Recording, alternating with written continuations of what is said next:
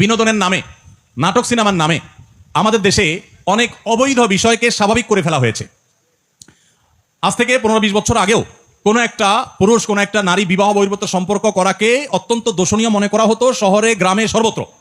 নাটক সিনেমার নামে, বিনোদনের নামে, যেগুলো দেখে আপনারা হাসি পান, আনন্দ পাওয়ার চেষ্টা করেন, বিনোদন পাওয়ার চেষ্টা করেন, সময় কাটাবার চেষ্টা করেন, এগুলোর নাম দিয়ে, এগুলোর মোড়ক দিয়ে এই তথাকথিত বয়ফ্রেন্ড গার্লফ্রেন্ড কালচারকে প্রমোট এবং প্রতিষ্ঠা করা হয়েছে এই সমাজে।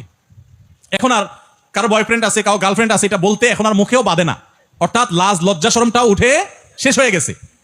এটা খুব ভয়ঙ্কর একটা ব্যাপার। এই তথাকথিত নাটক সিনেমার নাম দিয়ে পশ্চিমারা সেই জায়গাগুলোতে কোটি কোটি টাকা ইনভেস্ট করে তথাকথিত আর্টিস্ট এবং শিল্পীদের কিনে নিয়ে তাদের দিয়ে বয়ফ্রেন্ড গার্লফ্রেন্ড কালচার প্রতিষ্ঠা করে জেনাকে সমাজে এস্টাবলিশড ইতিমধ্যে তারা করে ফেলেছে। আমাদের সমাজকে এখন আরেক লেয়ারে পচাবার জন্য, নষ্ট করার জন্য এখন তথাকথিত ট্রান্সজেন্ডার বাদ এটাকে প্রতিষ্ঠা করার জন্য নাটক তৈরি করা হচ্ছে।